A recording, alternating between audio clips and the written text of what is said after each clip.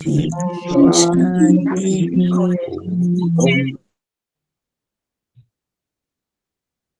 ओम। योग दर्शन के चतुर्थ कैवल्य पाद के 29 सूत्रों को हम पढ़ चुके हैं।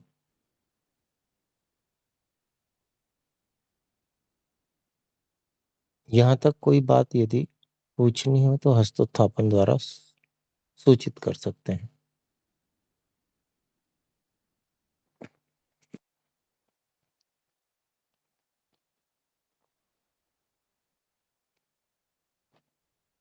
तो आगे बढ़ते हैं जी।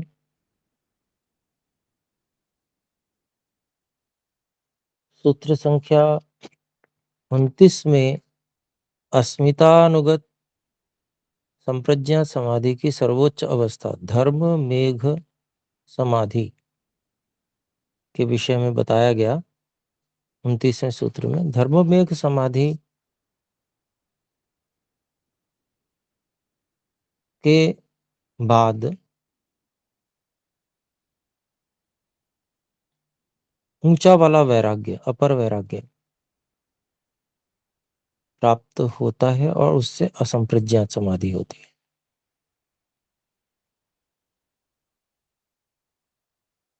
तो 30वां सूत्र कहता है ततः क्लेश कर्म निवृत्ति ही।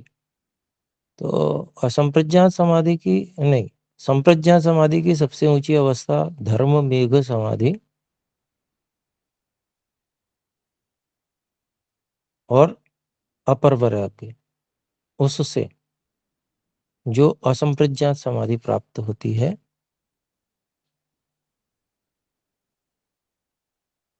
उससे क्लेश और सकाम कर्मों की निवृत्ति हो जाती है।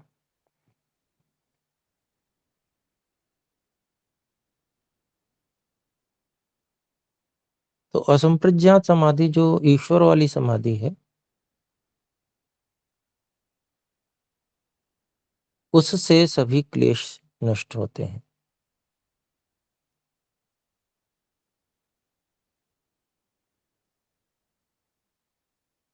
और क्लेश नष्ट हो जाते हैं तो व्यक्ति सकाम कर्म भी नहीं करता है। तो इसमें इसका भाष्य देखते हैं। तल्लाभाद अविद्यादयः क्लेशाः समूलकाशं कषेता भवन्ति।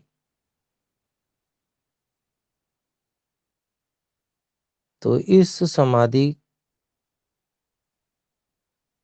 जो असंप्रज्ञात समाधि प्राप्त हो रही है इसके बाद में उसके प्राप्त होने से अविद्यादयः क्लेशाः अविद्या आदि क्लेश जो हैं समूलकाशम कारण सहित कशिता भवन्ति,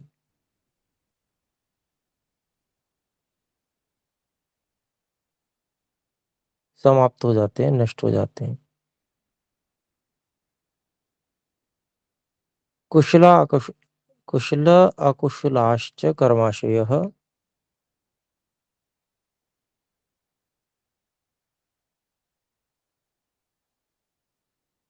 कुशलाकुशलाश्च कर्माशयाः समूलघातं हता भवन्ति।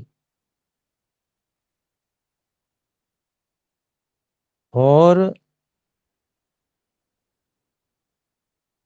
पुण्य और पाप, कुशल पुण्य अकुशल पाप,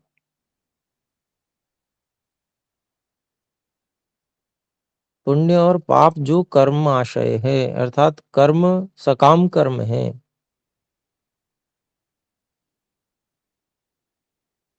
सकाम कर्मों का जो समूह है जो व्यक्ति करता है या करने की संभावना रहती है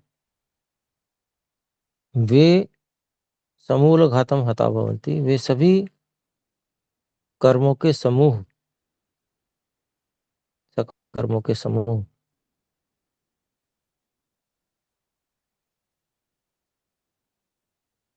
नष्ट हो जाते हैं, कारण सहित नष्ट हो जाते हैं। अर्थात उसके बाद में योगी करता ही नहीं है कोई इस तरह का सकाम कर्म। जब उसका क्लेश ही नष्ट हो गया तो सकाम कर्म कैसे होगा? इसीलिए कारण सहित नष्ट हो जाते हैं, ऐसा कहा है। क्लेश कर्म निवृत्तौ जीवन्नेव विद्वान विमुक्तो भवति। क्लेश और कर्म हट जाने पर जीवित रहते हुए भी जो यह विद्वान व्यक्ति है, योगी है, यह मुक्त हो जाता है। तस्मात् कैसे? यस्मात् विपर्ययो भवस्य कारणम,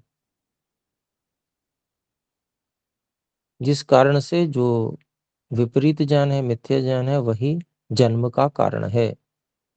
नहीं क्षीण विपर्ययः कश्चित् केनचित् क्वचित् जातो दृश्यत इति। तो क्षीण विपर्य जिसकी अविद्या नष्ट हो गई है, ऐसे व्यक्ति का किसी ने कहीं पर जन्म होता हुआ नहीं देखा है। अर्थात जिसमें अविद्या है उसी का जन्म होता हुआ देखा जाता है। जितने भी लोग जन्म ले रहे हैं, जो भी, वे अविद्या से युक्त ही होते हैं। तो बहुत महत्वपूर्ण बात बताई गई है, क्योंकि जो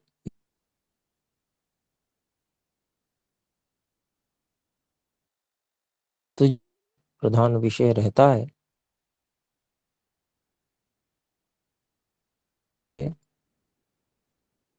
जितने भी संस्कार हैं उन सभी में से क्लेश वाला भाग नष्ट होता चला जाता है। तो आगे देखते हैं, 31वां सूत्र है, तदा सर्वावरण मलापेतस्य ज्ञानस्यानन्त्यात् ज्ञेयम् अल्पम्।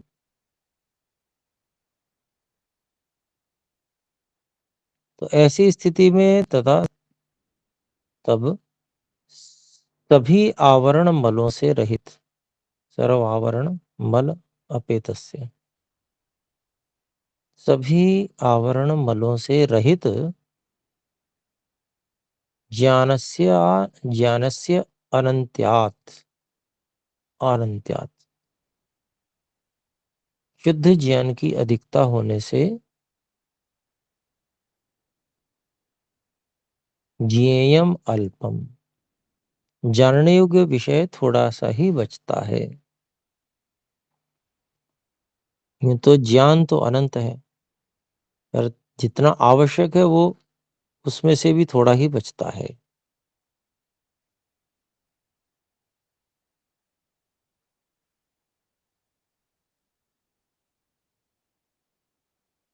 तो इसका भाष्य देखते हैं।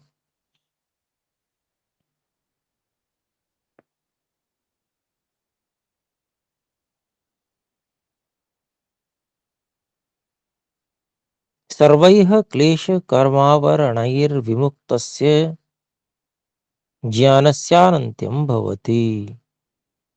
सभी क्लेश कर्म रूपी आवरणों से जो मुक्त हो चुका है, ऐसे योगी का ज्ञानस्यानन्त्यं भवति, ज्ञान की अनंतता हो जाती है।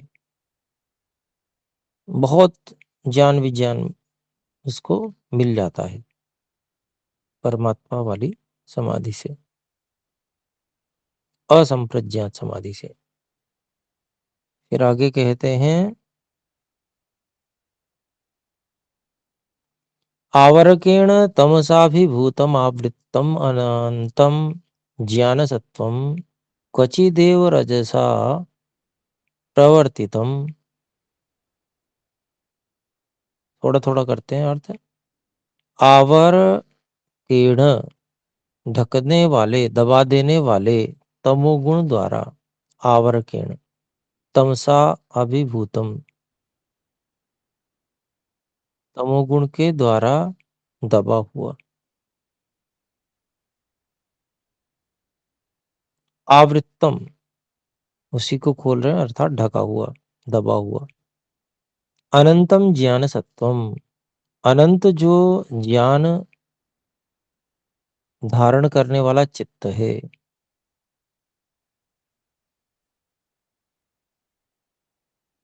क्वचितेव रजसा प्रवर्तितम, किसी ही ज्ञेय पदार्थ के विषय में रजोगुण से प्रवृत्त हुआ हुआ उद्घाटितम,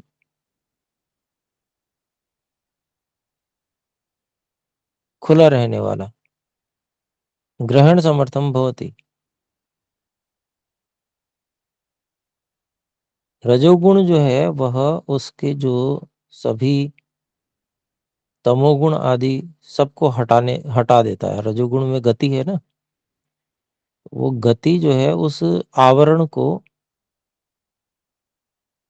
जो तमोगुण का आवरण चढ़ा हुआ था, दबा हुआ था, जिससे यह ज्ञान उसकी ओर देख नहीं पा रहा था, समझ नहीं पा रहा था उसको, ये रजोगुण के द्वारा तमोगुण को हटा दिया जाता है, खोल दिया जाता है उसका जो मार्ग है। तो वह उस ज्ञान को समझने के में समर्थ हो जाता है, ग्रहण समर्थम भवति। तत् यदा सर्वैरावरणमलैरपगतमलं भवति, तत् यदा वह जब सभी आवरण मलों के द्वारा छूटा हुआ, अपगत मलम मल से छूटा हुआ, भवति हो जाता है, तदा भवेत्, तदा भवति अस्य अनंत्यम, तब इस ज्ञान की अनंतता हो जाती है। कहते हैं ज्ञानस्यानंत्यात् ज्ञेयम् अल्पम संपद्यते। तो ज्ञान की अनंतता हो जाने से ज्ञेय विषय थोड़ा ही रह जाता है, कुछ ही चीजें जानने को रह जाती हैं, बाकी वो जान जाता है। तो मतलब वैसे तो देखने में ये दो विरोधी बातें लगती हैं कि एक तरफ तो ज्ञान को अनंत कह दिया, ज्ञान अनंत हो जाता है, उसको अनंत ज्ञान हो जाता है, लेकिन ये भी कह दिया कि ज्ञेयम अल्पम, थोड़ा जानना शेष भी रह गया। तो अभिप्राय क्या है कि जो जान लिया वो भी इतना अधिक है कि एक तरह से व्यक्ति को ये समझ में नहीं आएगा मैं कितना जान गया हूँ। सब कुछ जान गया है समझ लीजिए, बहुत कम ही शेष है जानने योग्य, अब ये कहना चाहते हैं। तो कितना कम जानने योग्य है, अर्थात ज्ञेयम अल्पम, ज्ञेय विषय बहुत कम रह गया है, तो कितना कम रह गया है उसका उदाहरण देते हैं। यथा आकाशे खद्योतः, यानी कि सारे आकाश को जान लिया और जुगनू जानना बाकी है। खद्योतः जुगनू, आकाश जैसे रात्रि में आकाश में जुगनू दिखता है, जुगनू क्या होता है, वो चमकता है, बंद होता है, चमकता है, ऐसे। तो उसी का उदाहरण दिया है। तो सब कुछ जान लिया, बस ये जानना बाकी है, जुगनू के बराबर।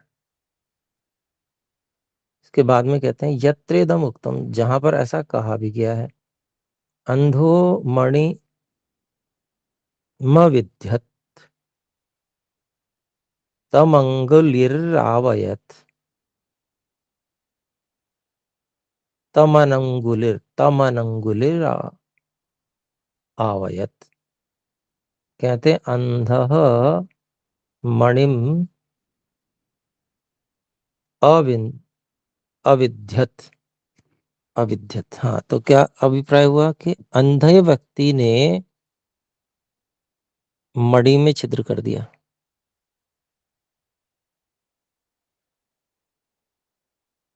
फिर आगे क्या कहते हैं, अनंगुलिर अनंगुल ही आवयत, और जिसके पास उंगली नहीं है उसने उस मणि को पहन भी लिया। नहीं, हाँ, पहनना नहीं, धागे में पिरो दिया। आवायत मतलब जैसे उंगली से पकड़ के ही धागे को फिर मणि में पिरोया जाता है, तो जिसके पास उंगली नहीं है उसने उस मणि को धागे में पिरो भी दिया। अंधे ने छिद्र कर दिया और जिसके पास उंगली नहीं थी उसने पिरो भी दिया। फिर कहते हैं अग्रीवस्तम प्रत्यमुंचत,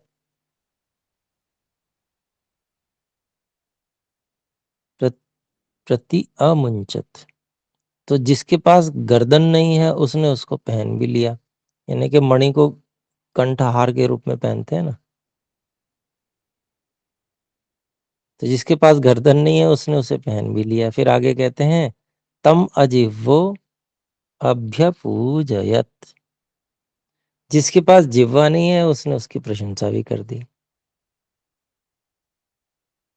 तो ऐसी बातें यहाँ पर लिखने का क्या प्रयोजन हुआ? तो यही कि जो जीव जैसा जो असमर्थ है, जिसमें बेचारे के पास कुछ भी सामर्थ्य नहीं है, जिसने अपने आप को जान लिया कि मैं कुछ भी नहीं है, मुझे कोई सामर्थ्य ही नहीं है, लेकिन ईश्वर की कृपा से वो अनंत ज्ञान को जान लेता है। तो बिल्कुल वैसा ही है जैसे कि किसी अंधे ने मणि में छिद्र कर दिया हो अविद्यत, ये ऐसा ही काम है।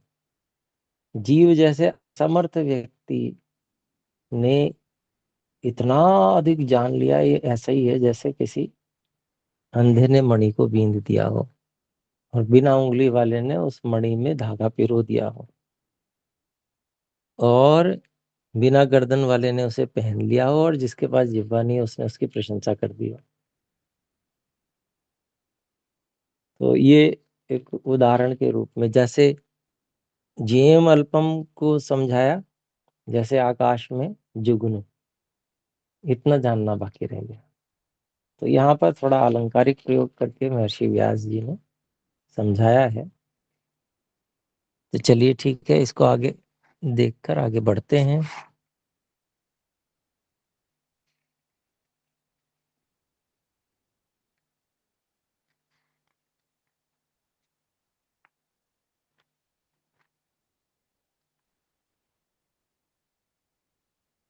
अगला 32वां सूत्र है ततः कृतार्थानां, ततः कृतार्थानां परिणाम,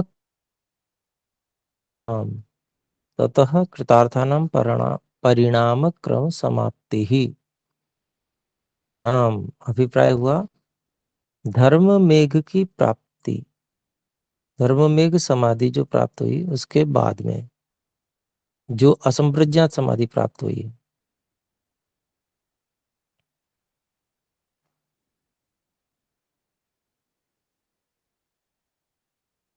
जिससे संस्कारों की दग्ध बीज भाव अवस्था प्राप्त होती है।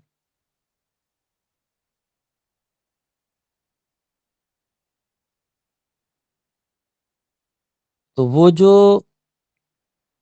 दग्ध बीज भाव अवस्था प्राप्त हुई संस्कारों की, उसमें उस अवस्था में जो कृतार्था नाम,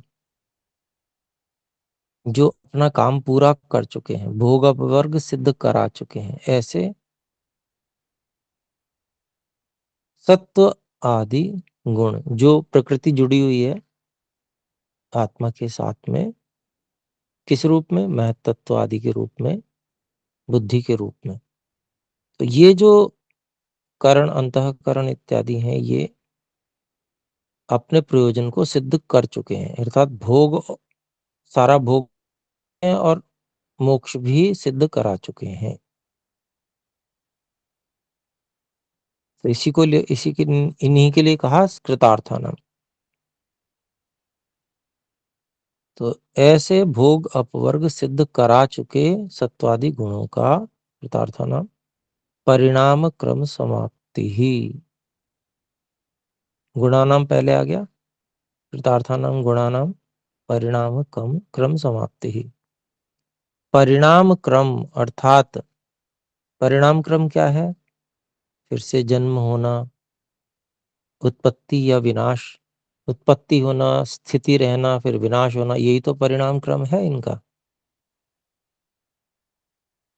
ये समाप्ति ही इसकी समाप्ति हो जाती है।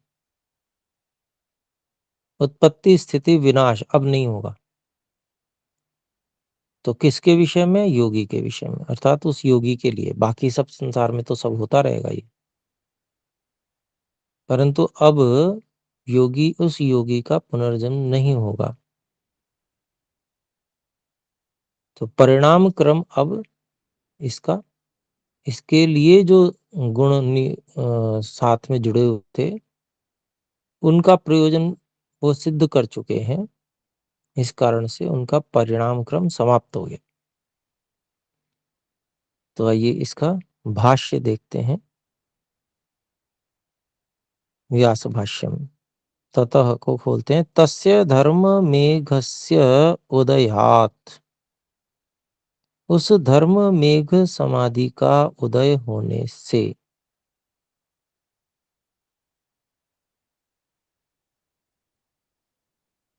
आगे कहते हैं कृतार्था नाम गुणा नाम। अब धर्म मेघ समाधि जो है वह आत्मज्ञान की स्थिति है, सर्वोत्कृष्ट। आत्मज्ञान से फिर परमात्मा का ज्ञान होता है, असंप्रज्ञात समाधि होती है। इसकी परंपरा में समझेंगे, उसी परंपरा से कार्य पूर्ण होता है।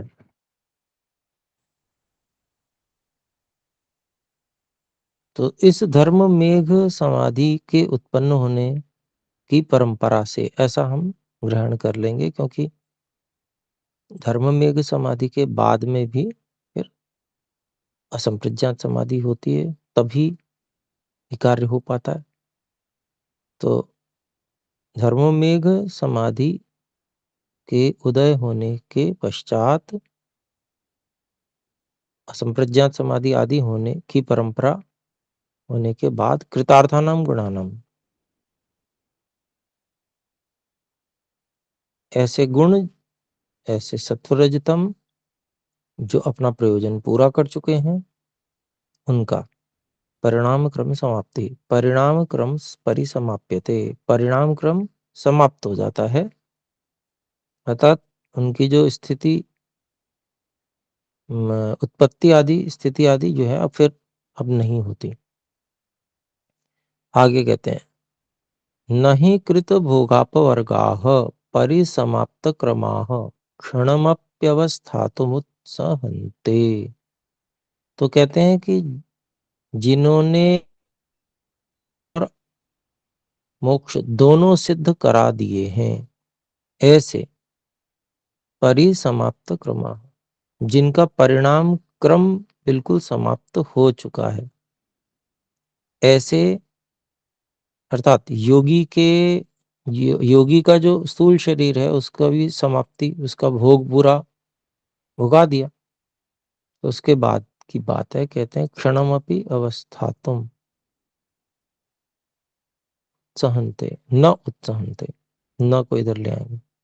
तो ऐसे जो सत्व रज तम आदि गुण जो योगी के लिए नियुक्त थे, लगे हुए थे, वो जब काम पूरा हो गया तो एक क्षण के लिए भी वो रुक नहीं सकते,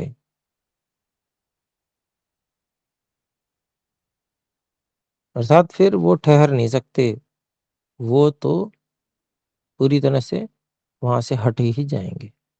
ये अभिप्राय है।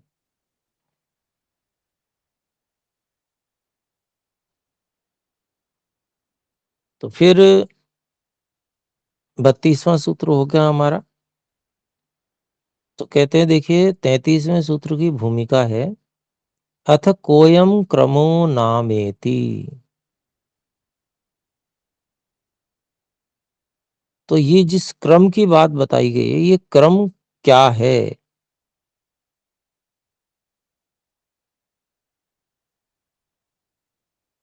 तो कहते हैं क्षण प्रति योगी परिणामापरांत निर्ग्राह्य क्रमः। ये क्रम क्या है? तो उसको कहते हैं क्षण प्रतियोगी, क्षण का अनुसरण करने वाला। परिणाम अपरांत निर्ग्राह्य, परिणाम की समाप्ति के द्वारा ग्रहण करने योग्य क्रम क्रम कहलाता है।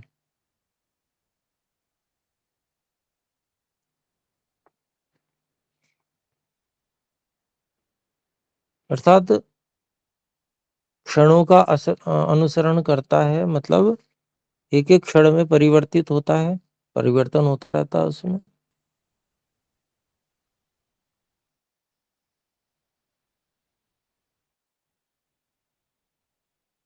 और जब परिणाम घटित हो जाता है तो वो उसका क्या परिणाम हुआ वो पता चलता है।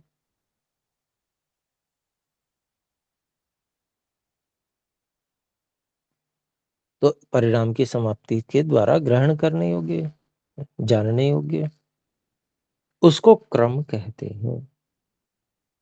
तो इसका भाष्य है, ये काफी थोड़ा लंबा सा है, तो इसको हम अगली कक्षा में ही देखेंगे। तो 32 सूत्र अपने हो गए हैं, 33वां सूत्र है और 34वां सूत्र फिर ये समाप्त हो जाएगा। चलिए अभी फिर हम विराम करते हैं। आइए एक बार हम सब मिलकर ओम का उच्चारण करें।